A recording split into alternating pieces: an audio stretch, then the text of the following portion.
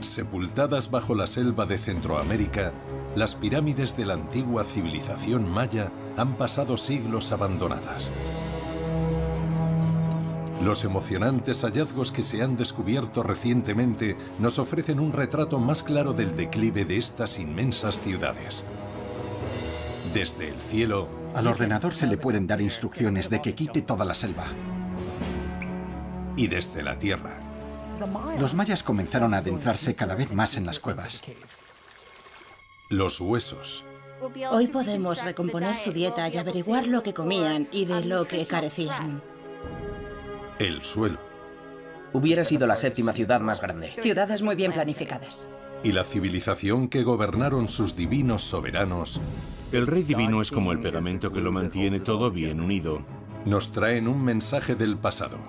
Son los mayas quienes nos relatan muchos de los acontecimientos de uno de los periodos más cruciales de su historia.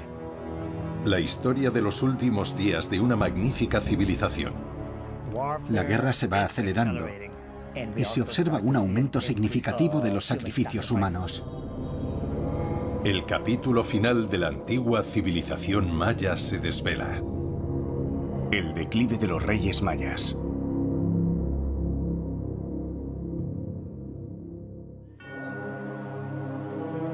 La antigua civilización maya prosperó en las selvas de Centroamérica durante más de 2000 años. Las ciudades ocupaban lo que hoy son los países de México, Guatemala, Belice y Honduras. Los mayas del sur habitaban las planicies, una zona cubierta de selva tropical. La antigua civilización maya es una de las más increíbles del continente americano. Consiguieron desarrollar su cultura en un entorno completamente selvático. Los mayas construyeron pirámides descomunales y templos muy elaborados. Su cultura tenía acceso a conceptos de matemáticas e ingeniería muy avanzados. Los mayas edificaron algunas estructuras asombrosas que todavía se mantienen en pie después de estar más de 1000 años completamente abandonadas. Su astronomía era una de las más importantes del mundo. Los mayas se expresaban a través de tallas vibrantes y estilizadas, de figuras y de cerámica policromada de colores brillantes. Su arte se reflejaba en el lenguaje escrito, jeroglíficos que se podían encontrar en todo el universo maya.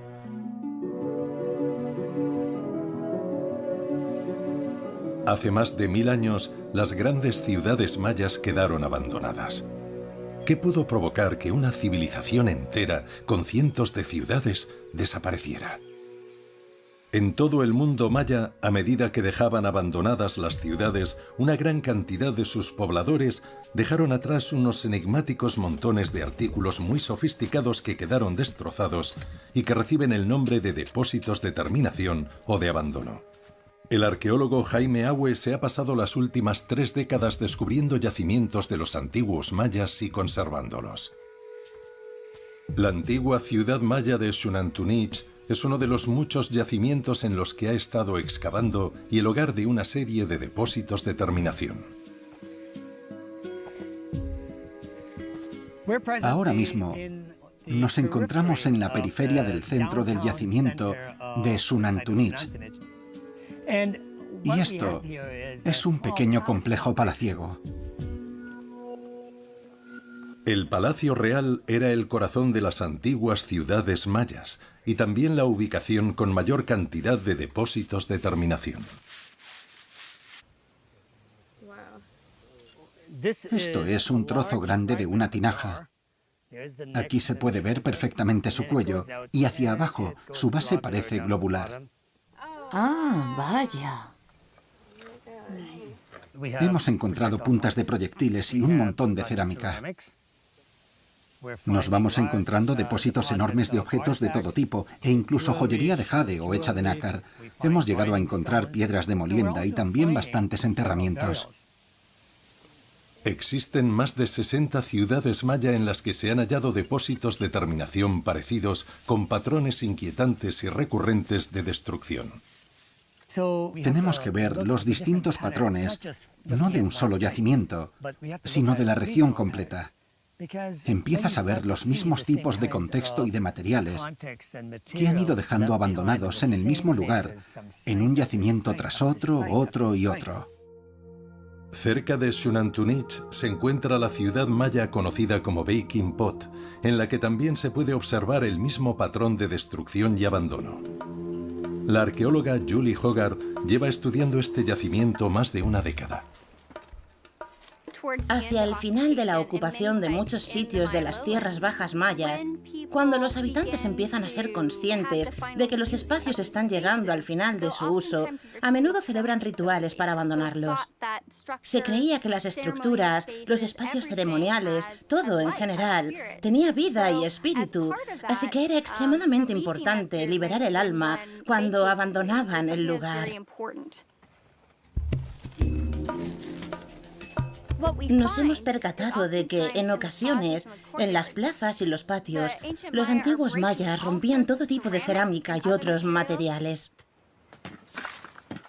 Julie Hogarth y yo decidimos que había que entrar en el complejo palaciego y hacer una excavación en la esquina noreste de esta zona. En cuanto llegamos al metro o metro y medio por debajo de la superficie, empezamos a encontrarnos con estos depósitos tan inmensos. Dentro de aquellos depósitos había objetos de gran calidad que se habían roto y se encontraban dispersos. Nos hemos topado con instrumentos musicales y con estatuillas. Entre los escombros también había cadáveres. Hallamos una persona que se dirigía hacia el sur y otra que parecía no tener cabeza. ¿Estaban ante la escena de un crimen, de un ataque violento o de una ceremonia ancestral?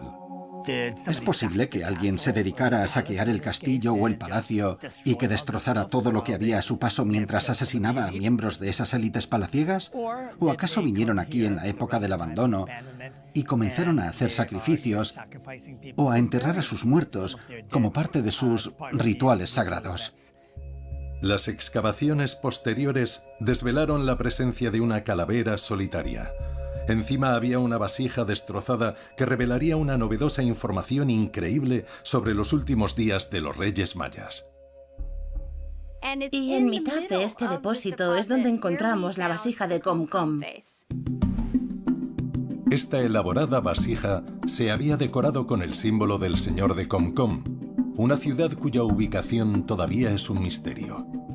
Cómo llegó hasta Baking Pot es algo que nadie se explica. Cuando encontramos objetos con inscripciones jeroglíficas, lo primero que suelo hacer es fotografiarlos y enviárselo todo a Christoph, que está en Copenhague. Christoph Helmke es un arqueólogo y epigrafista capaz de leer los jeroglíficos mayas. La primera vez que oí hablar de la vasija de Comcom fue cuando Julie me mandó un mensaje al móvil con una foto pequeña de 4 de sus fragmentos unidos. No tardé en darme cuenta de que era un hallazgo de suma importancia, así que le respondí de inmediato con el texto «Tienes que buscar más», así entre exclamaciones. Y así lo hicieron. Enseguida vi que iba a conllevar un trabajo tremendo porque había 86 fragmentos que teníamos que recomponer. Al final del segundo día es cuando advertí que todos aquellos glifos no terminaban nunca, solo seguían y seguían. Y me di cuenta de que era el texto jeroglífico más largo encontrado jamás en una vasija de la zona maya. La de Comcom es la única historia de supervivencia de este tipo y se ambienta en un mundo que se tambalea al borde de la catástrofe. La civilización maya antigua floreció durante 2000 años, pero alrededor del año 800 después de Cristo comenzó la decadencia de las ciudades mayas. La historia de la vasija de Comcom tiene su origen en el año 799. Estaban al borde del precipicio, todo se estaba desmoronando. Empezamos a ver el comienzo de lo que se piensa que fue el colapso del periodo clásico maya. La vasija de Comcom está relacionada con todos los sucesos que tuvieron lugar en un periodo bélico muy importante en el año 799. La vasija Comcom nos cuenta la historia de la guerra entre dos gobernantes mayas para hacerse con el poder y los recursos a medida que sus civilizaciones comenzaron a sufrir un prolongado declive. La historia está repleta de detalles, de drama e incluso de humor, algo nunca visto en ninguna otra historia maya. Es muy complejo no utilizar los superlativos cuando la describes. Es una vasija absolutamente única. No existe otra igual.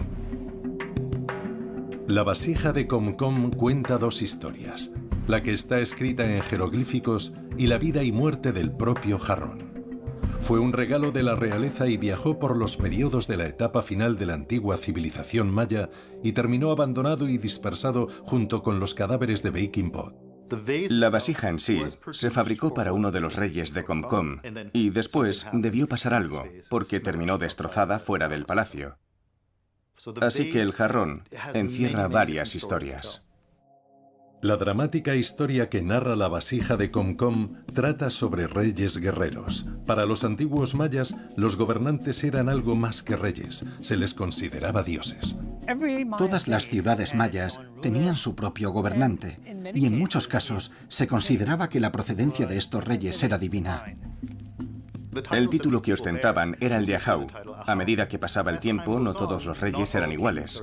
Había unos más fuertes que otros y los primeros empezaban a distinguirse de los segundos con la denominación Kuhul Ahau. En su idioma, este tratamiento significa algo así como Dios divino. El Kuhul Ahau es como un señor divino. Son los intermediarios entre los dioses mayas y la población.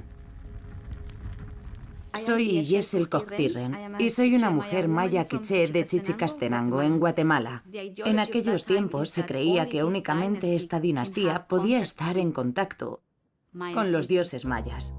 Es una mezcla entre ideología y política. Cada una de las ciudades-estado del mundo maya tenía su propio gobernante divino, unos con más poder que otros. Una de las cosas que podemos observar en la civilización maya es el auge de ciertas ciudades enormes, metrópolis, sitios como Caracol en Belice, Tikal en Guatemala o Calakmul en México. La ciudad de Caracol se encuentra en la zona septentrional de Belice y es un ejemplo del nivel de sofisticación que había en la antigua civilización maya. La combinación de la ingeniería y la agricultura, el comercio, la política y la religión logró crear un sistema complejo aunque frágil. Si fallaba uno de los componentes, todo podía venirse abajo. Documentar las pruebas de estos hallazgos llevó décadas de arduo trabajo y una revolución tecnológica. En el año 1983, Dayan y Arlen Chase comenzaron el estudio de Caracol y volvieron a investigarlo año tras año. Nos hemos pasado más de 20 años intentando documentar lo grande que llegó a ser Caracol, el enorme sistema de calles que tenía. Comenzamos a elaborar los mapas en 1985. En aquellos momentos empezamos a trazar los mapas aquí. Yo llevaba el teodolito sobre los hombros y nos abríamos paso a través de la selva. Los mapas se dibujaron minuciosamente a mano durante 2 décadas, pero únicamente registraban un trozo de la ciudad. Los Chase estaban convencidos de que había una extensa metrópolis enterrada bajo la selva tropical, pero el proceso era tremendamente lento y no tenían la posibilidad de demostrar el tamaño real de Caracol. Empezamos a buscar otras tecnologías en 2005 y tras valorar diversas posibilidades, al final llegamos a la conclusión de que quizá podríamos hacerlo con LiDAR. LiDAR, que responde a las siglas Detección y Localización por Ondas Luminosas, era una tecnología que en su origen se utilizaba para hacer mediciones atmosféricas. Este fue el primer lugar del trópico en el que se recurrió al LiDAR en un sentido amplio. Ya se había utilizado en pequeñas aplicaciones aquí y allá, especialmente en Europa, pero nadie había intentado ver a gran escala si figuradamente se podían elevar los árboles y ver lo que había debajo de la selva. El LiDAR envía miles de haces de luz láser de diferentes longitudes de onda y mide el tiempo que tardan los haces reflejados en volver. Los láser consiguieron penetrar la espesura de la selva y crear imágenes de alta resolución del terreno que se encontraba debajo. El resultado supuso una revolución en la arqueología de los trópicos. LiDAR es un regalo del cielo para los arqueólogos que trabajan en el trópico, porque al ordenador se le pueden dar instrucciones de que quite toda la selva, que se deshaga de toda la vegetación y lo único que te queda es un montón de suelo. Se pueden ver los patios, los templos, los palacios, hasta los depósitos. Otros arqueólogos, cuando tuvieron acceso al LiDAR, lo que hicieron fue usarlo para hacer comprobaciones sobre el terreno. Iban al lugar y cuando veían alguna característica, comprobaban si era la que les había señalado el LiDAR. Nosotros, sin embargo, podíamos comprobar nuestros mapas con la información del LiDAR en lugar de hacerlo al contrario. Los años transcurridos trazando los mapas de Caracol por fin daban sus frutos. Hicimos primero las comprobaciones y después recurrimos al LiDAR. En Caracol, la combinación entre los datos del LiDAR y los mapas de los Chase dio como resultado un modelo que permitía entender el tamaño de la ciudad. El arqueólogo Adrian Chase se ha pasado años elaborando un modelo de la ciudad de Caracol. Comencé a trabajar con LiDAR a principios de 2010. Y con las distintas opciones de visualización de la tecnología, examinamos los conjuntos de datos de forma sistemática para intentar identificar y digitalizar la mayor cantidad posible de grupos de hogares en las plazuelas. Cada pequeño cuadrado refleja un hogar. El modelo informático de los datos del LiDAR de Caracol reveló la existencia de una antigua superciudad maya de gran extensión y sofisticación. El mapa inicial tenía 78 estructuras.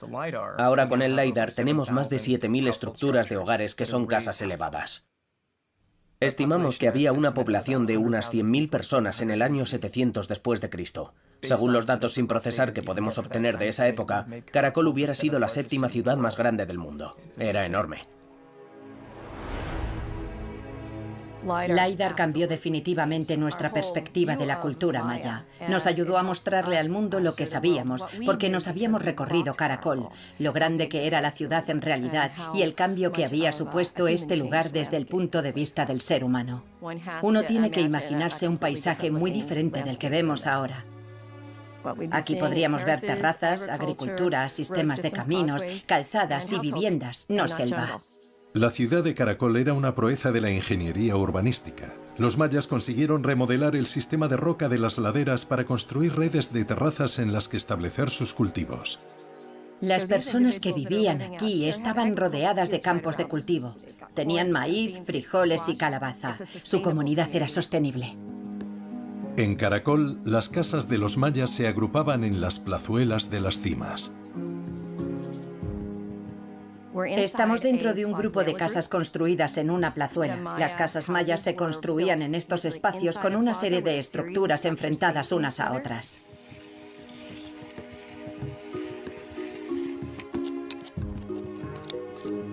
Esto es un lugar típico maya. Probablemente había escaleras hechas con piedra y muros de cimentación en piedra, pero el resto eran postes y paja. Para saber cómo era la dieta de los mayas, podemos observar la gastronomía tradicional de los mayas actuales, las tradiciones que los vinculan a su pasado, como la piedra de molienda y la bandeja, o mano y metate. Los mayas actuales no solo siguen poniendo en práctica las tradiciones mayas, sino también las de Mesoamérica. Uno de los factores que caracterizaba a la cultura maya era precisamente el consumo de alimentos concretos, y el metate está siempre presente para hacer tortillas o tamalitos. Esto es lo que los antiguos mayas hubieran hecho en tiempos ancestrales. La molienda con la piedra es la forma más antigua de moler el maíz. A partir de la masa de maíz podemos preparar diferentes tipos de comidas. Las tortillas de maíz son básicamente como el pan que comemos ahora. La parrilla no necesita aceite ni ninguna otra cosa, solo hay que poner la tortilla ahí. Me he criado viendo todo este tipo de comida, haciendo tortillas, moliendo maíz, cosechando frijoles y calabazas, conservándolos. Aquí se ve cómo estos ingredientes ya existían en la dieta maya. El texto jeroglífico ya los menciona. Y la tradición oral habla de lo importantes que son estos alimentos para los mayas. En la cultura maya, la veneración de los ancestros y las ofrendas rituales tenían suma importancia. La parte oriental es una estructura mortuoria y se encuentra detrás de mí. Es la estructura en la que los mayas se dedicaban a enterrar a sus muertos y donde llevaban a cabo sus ofrendas ceremoniales. En este edificio había un sepulcro, tenía sus escondites con algunos elementos que se han colocado ahí de forma deliberada para los rituales. Voy a poner las manos así. Las ofrendas que dejaban en los escondrijos eran de gran calidad, lo que demuestra que en Caracol la riqueza estaba repartida. Madre mía, ¿cómo pesa? ¿Lo tienes? Vale, lo tengo. Vale, tiene buena pinta, pero está entero. Está entero. Tiene grietas, pero está entero. Me debes una cerveza. Espera llegar al pueblo para tomártela. Sin problema. Una de las cosas realmente interesantes que hemos encontrado ha sido una obra de arte en forma de jarrón cilíndrico. Y este jarrón claramente lo talló un verdadero artista con mucha destreza. Es probable que proceda de una tumba de la élite de la población, y lo sacamos de una cripta menor de un grupo residencial. El comercio era la clave del éxito de las ciudades mayas. En la actualidad podemos tener la sensación de que Caracol estaba situada en medio de la nada, pero su ubicación era clave. Estaba en medio de una ruta comercial. Tenía la posibilidad de conseguir productos a los que quizá no se podía acceder en otros lugares. Dentro del yacimiento no hay ningún lugar que esté a más de 20 minutos andando de un mercado. Y parte de la cerámica encontrada en el yacimiento proviene de los mercados.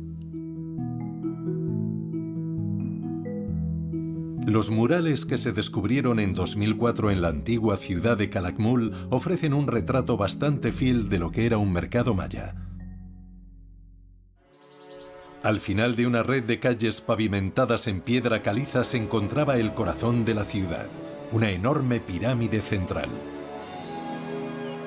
El retrato que proponemos hoy de Caracol no tiene nada que ver con lo que veían los mayas. El centro de la ciudad, por ejemplo, tenía edificios pintados en gran medida en blanco y rojo y los suelos estaban enlucidos. El pilar fundamental de la sociedad maya era un contrato sagrado. El pueblo construía pirámides y templos y rendía tributo al rey divino. A cambio, estos señores divinos recurrían a las ceremonias y los sacrificios para agradar a los dioses y que siguieran garantizando la prosperidad. El rey divino es como el pegamento que lo mantiene todo bien unido. Es quien está al mando, en teoría, pero en realidad de lo que se encarga es de la religión. A pesar de que todas las ciudades mayas contaban con un gobernante divino, todas ellas estaban conectadas gracias al comercio y a las alianzas. Cada uno de estos yacimientos mayas es una diminuta ciudad-estado. A lo largo de la historia, las ciudades cada vez estaban más conectadas entre sí. En general son muy pacíficas e interactúan a través del comercio. Con el tiempo, los diferentes estados terminan dependiendo unos de otros para conseguir determinadas mercancías, y a finales del periodo clásico eso se convierte en un problema grave. Durante el periodo maya clásico, desde el año 250 al 700, las ciudades mayas y sus poblaciones crecieron hasta alcanzar su apogeo. Sin embargo, en el año 900 casi todas las grandes ciudades de la zona septentrional quedaron abandonadas, incluida Caracol. Nos encontramos en la parte superior de Caná. Esto es el Palacio Real. Sabemos que lo abandonaron de forma apresurada a finales del periodo clásico. Este lugar nos facilita este tipo de pistas. En ese umbral había un niño muy pequeño que dejaron sin enterrar, y así no se comportaban los mayas. Sufrieron algún tipo de violencia. Hemos encontrado evidencia de que había armas y cabezas de maza, entre otros artefactos. El centro de Caracol se quemó sobre el año 895 después de Cristo y a partir de ahí quedó completamente abandonado. El lugar entero se quedó desierto poco después. Este yacimiento estuvo deshabitado durante 1000 años. Sus pobladores se fueron y jamás volvieron, y la selva colonizó todo el terreno. El principio del declive de las ciudades mayas tuvo lugar alrededor del año 750.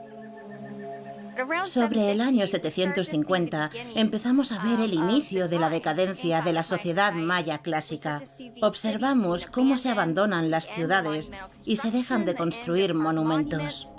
Para el año 800, cada vez más ciudades del sur de la civilización maya siguen ese mismo patrón. El final de la construcción de monumentos y después el abandono. A lo largo de este proceso podemos observar el declive de todo el sistema económico, no solo del político. Las redes comerciales comienzan a romperse o a desaparecer. Tras siglos de crecimiento, ¿qué pudo provocar este nivel de agitación?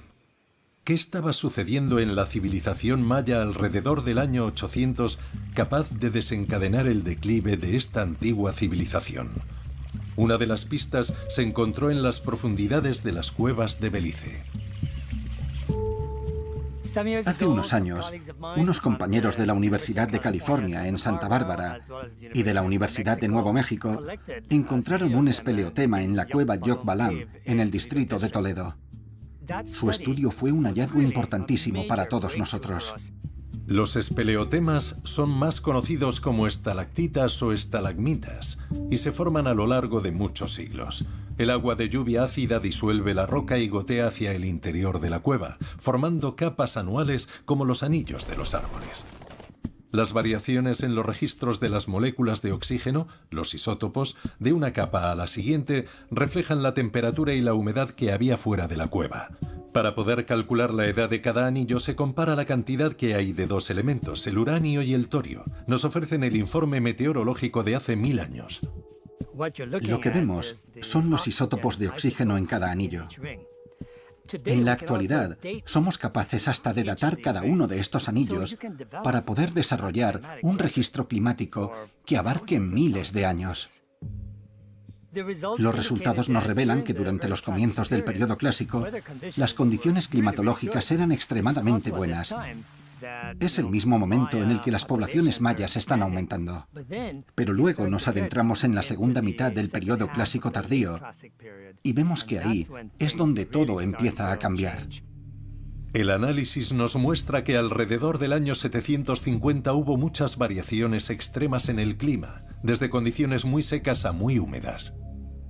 A finales del siglo VIII, hay idas y venidas en el clima, momentos de muchas precipitaciones y momentos de mucha sequía durante unos 50 años. ¿Te puedes imaginar la repercusión que eso tiene cuando intentas sembrar los cultivos y cada año te encuentras un tiempo diferente? A medida que nos adentramos en el siglo IX, se observa cómo en este periodo de casi un siglo se produce una sequía muy prolongada, extremadamente grave. Los antiguos mayas eran un pueblo de gran resiliencia. Habían conseguido sobrevivir a estas sequías en el pasado. ¿Qué pasó entonces al final del periodo clásico y durante las sequías que contribuyó a la extinción de esta sociedad? Una de las múltiples respuestas a esta pregunta se encuentra en los huesos de los antiguos mayas. Julie Hogarth ha recurrido a una nueva técnica para analizar la población maya de hace más de 1000 años y conocer su dieta, su estilo de vida. Pero también para saber lo que pasó y cuándo se produjo exactamente. ¿Qué tal vais? Aquí nos dedicamos a datar los enterramientos. Hay personas de todo el entorno de la población maya, desde los plebeyos, que generalmente eran agricultores, hasta el nivel superior, los gobernantes de la ciudad. Hoy estamos excavando en el patio, dentro del complejo del Palacio Real, que es donde vivía, lógicamente, la familia real. Parece como que hay dos personas, ¿no? Es la primera vez que nos encontramos un enterramiento en el complejo de un palacio real aquí, en Baking Pot. ¡Qué ilusión! Podemos recomponer la dieta para averiguar lo que comían y estudiar las migraciones, encontrar el estrés nutricional que sufrieron y que pudo ser consecuencia de la hambruna debida a las sequías. En el laboratorio de la Universidad de Baylor, una diminuta muestra de hueso nos narra su historia con mucho detalle. Aquí tenemos una muestra de hueso. Es lo único que nos hace falta, un trozo pequeño de hueso. Tenemos que purificar el colágeno del hueso antes de datarlo para que la fecha que obtengamos sea fiable.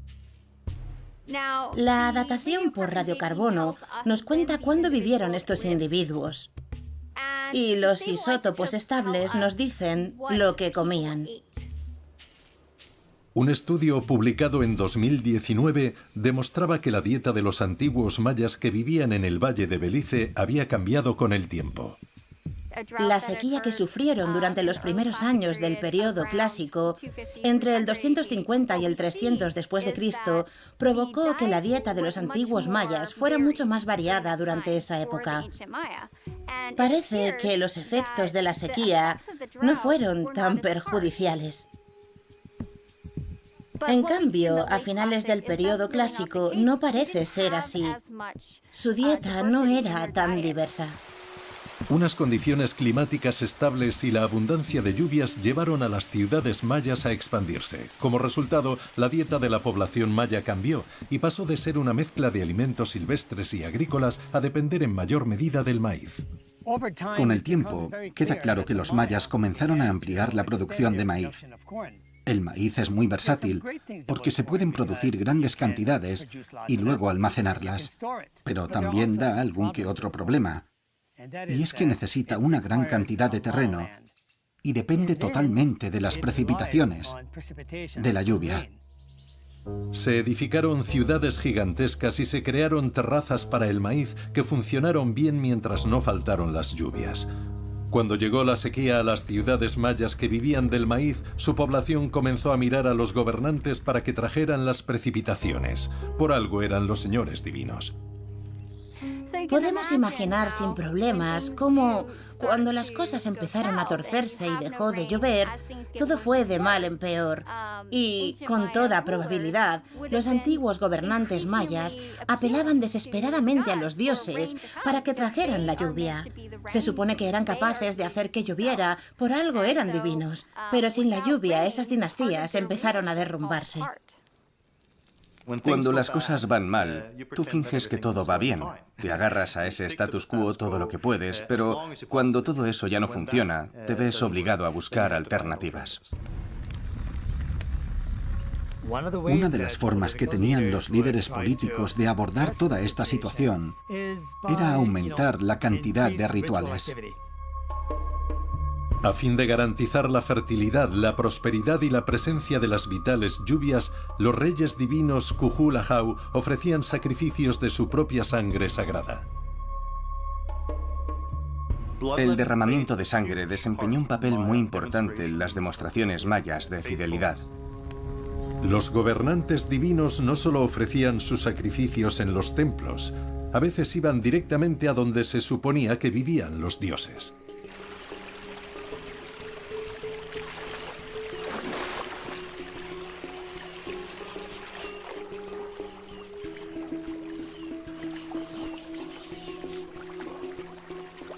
Los mayas creían que las cuevas, que en algunas lenguas mayas se denominan Xibalba, eran el lugar donde vivían muchos de sus dioses. Uno de los más importantes que vivían en estas cuevas era el dios de la lluvia. Las ceremonias rituales de las cuevas comenzaron en el momento en que los mayas se asentaron en la región. Se remontan aproximadamente al 1200 a.C. Esta es la Cámara de las Estelas, que se encuentra a 1,5 kilómetros más o menos de la entrada principal. En este lugar ritual se llevaban a cabo sacrificios de sangre para tratar de apaciguar a los dioses. Aquí tenemos uno de estos enormes platos de cerámica que probablemente se utilizaba durante los sacrificios. Seguramente se ponía un poco de papel encima para recoger las gotas de sangre. Luego el papel se quemaba como ofrenda a los dioses. Cuando terminaban los rituales, solían romper los recipientes para terminar con ellos, para liberar el alma que había en el recipiente. Los mayas, según parece, a medida que fue pasando el tiempo y se fue incrementando el uso de estas grutas, comenzaron a adentrarse cada vez más en las cuevas. Estamos a poco más de 1 kilómetro de la entrada principal de Aktun Tunichil Muknal, o la denominada Cueva del Sepulcro Robado. Fui el primer arqueólogo que entró en esta cueva y me di cuenta de que tenía una oportunidad única de estudiar una cueva que no había sido saqueada. Me sorprendió enormemente ver la cantidad de restos arqueológicos que había dentro de ella.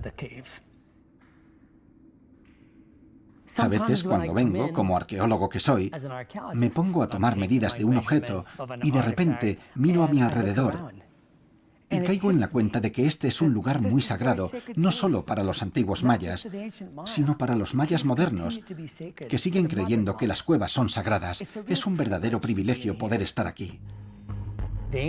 Los antiguos mayas venían aquí a traer ofrendas a los dioses. Muchos de los recipientes de cerámica en los que traían las ofrendas de comida terminaban rotos. Para acabar el ritual, en ocasiones, se llevaban únicamente un trozo del borde. Otras veces le hacían un orificio que llamamos el agujero mortal, y otras lo rompían por completo. Las ofrendas a los dioses se han conservado igual que cuando se marcharon los mayas hace más de 1000 años. Tenemos una vasija aquí detrás que parece que la hubieran hecho ayer mismo, pero en realidad tiene casi 1000 años de antigüedad y tenía 3 patas. Los mayas las quitaron y rompieron el recipiente. Aquí se pueden ver las 2 patas que se desprendieron de la parte inferior de la vasija. Si las levantas, hay 3 pequeños cascabeles que se encontraban en el interior de la pata. Nos fijamos en las fechas del carbono o del radiocarbono que obtenemos y podemos ajustar algo más el momento en el que tuvieron lugar todas estas actividades.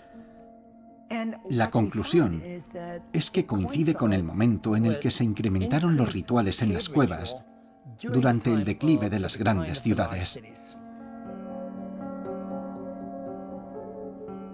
También se observa un aumento significativo de los sacrificios humanos en la cueva.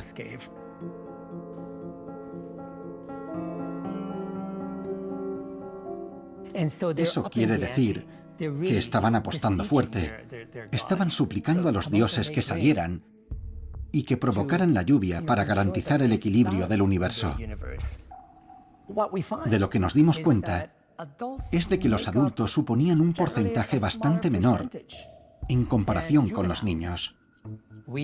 Han aparecido entre 18 y 20 esqueletos y más de la mitad son infantiles. ¿Por qué usaban niños? Muchas culturas consideraban que los niños eran puros.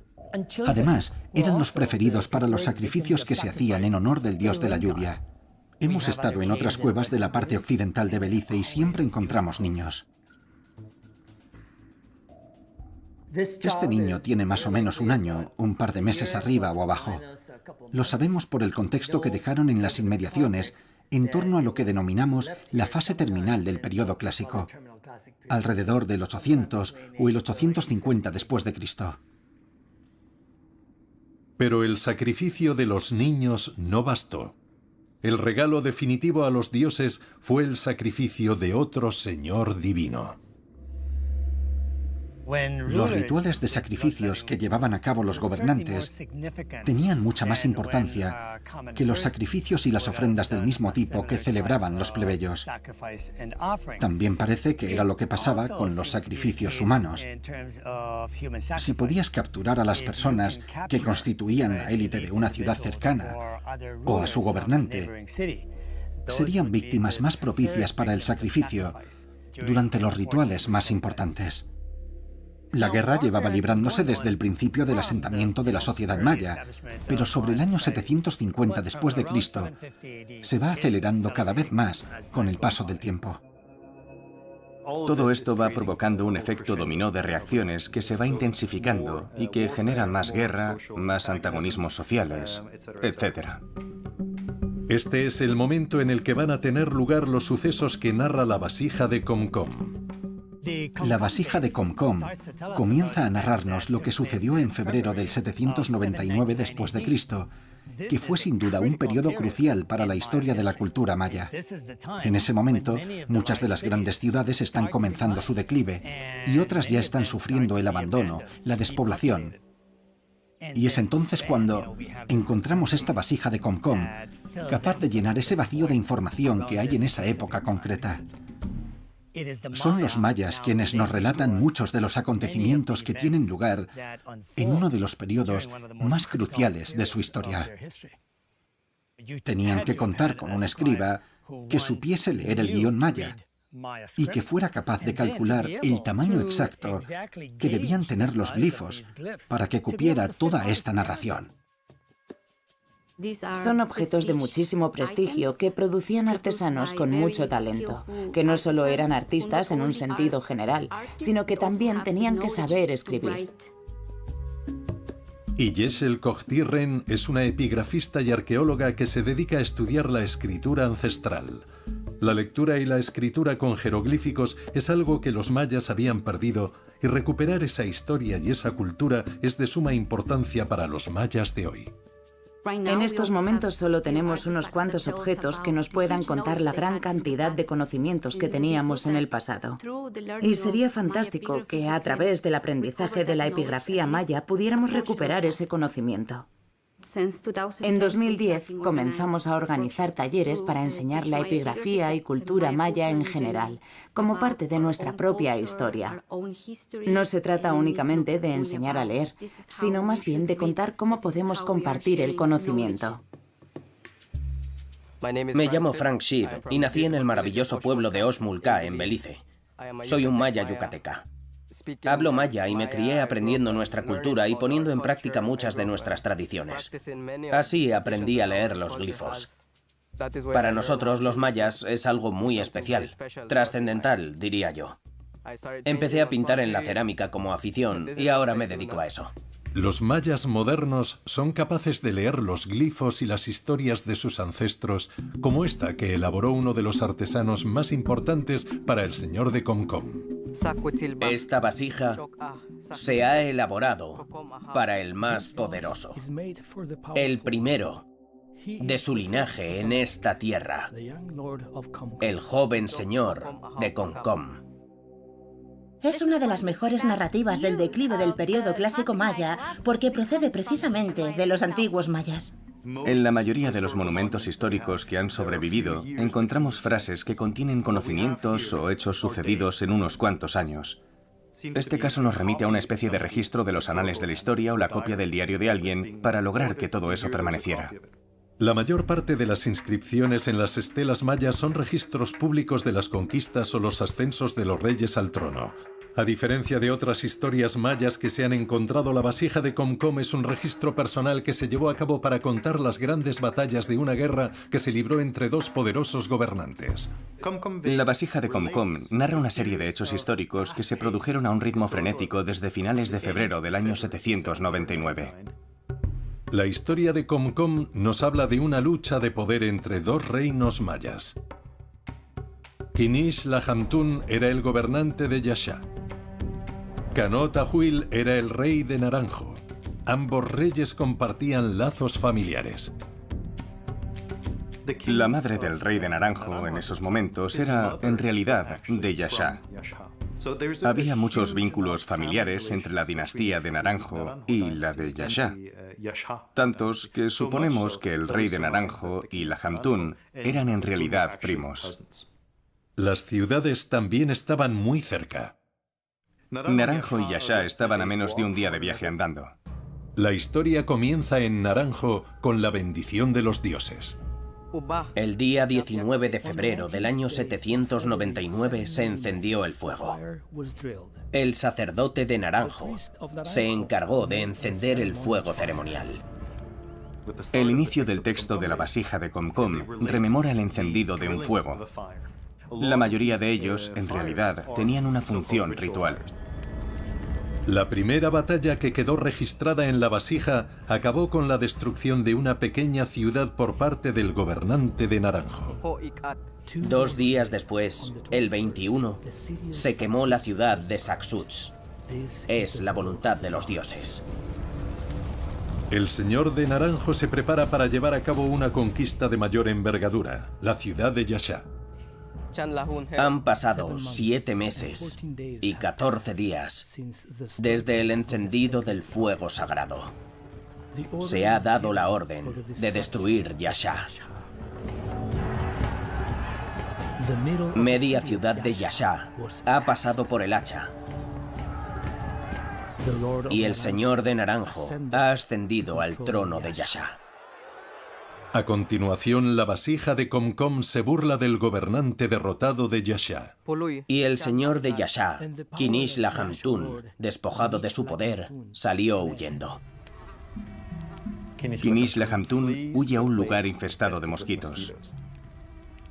Y ascendió al trono del lugar de los muchos mosquitos, el señor de Yasha.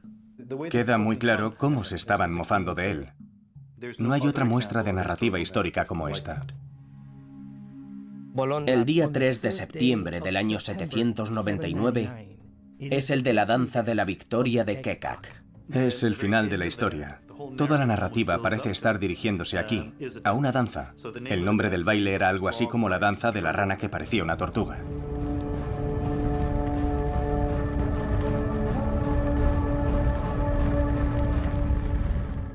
Kinish la Hamtun es uno de los últimos reyes conocidos de Yasha.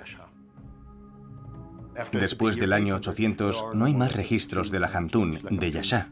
De hecho, no se volvieron a edificar monumentos con su imagen. La vasija de Comcom es el reflejo del ciclo que termina con el declive de la civilización maya, en el que se desarrollaron una gran cantidad de conflictos. Es una mirada retrospectiva a una época en la que había guerras que se libraban en un momento de agitación y que marcaron el comienzo de la terminación del periodo clásico. Se creó, se elaboró y se dedicó en el año 812, en un momento en el que la mayoría de las ciudades mayas ya habían desaparecido o estaban en proceso de abandono. Y lo encuentran en las inmediaciones del depósito de abandono que marca el final de la institución de la realeza en el yacimiento de Baking Pot. Pero Yasha solo fue el principio. Durante los siguientes 100 años, los antiguos reyes mayas uno a uno fueron perdiendo el poder y las ciudades quedaron abandonadas. En mi opinión, uno de los factores más importantes tuvo que ver con lo que hizo la población de Karakol.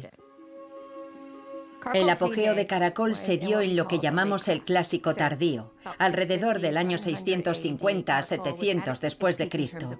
Karakol estaba en su mejor momento en cuanto a población. Todos tenían allí acceso a las mismas cosas en ese instante. Si pudiéramos hacer una analogía entre el tipo de economía que tenían los mayas del Clásico Tardío y la de hoy en día, diríamos que en aquella época predominaba la clase media. El cambio en el periodo clásico es que deja de haber acceso a los mismos bienes. El sistema político establecido en torno al gobernante divino, el Kuhul-Ahau, era un sistema muy exigente con la población de los estratos sociales más bajos. Es importante centrarse en cómo reaccionan los plebeyos o lo que piensan de él y durante cuánto tiempo lo aceptan y cuándo empiezan a cuestionárselo.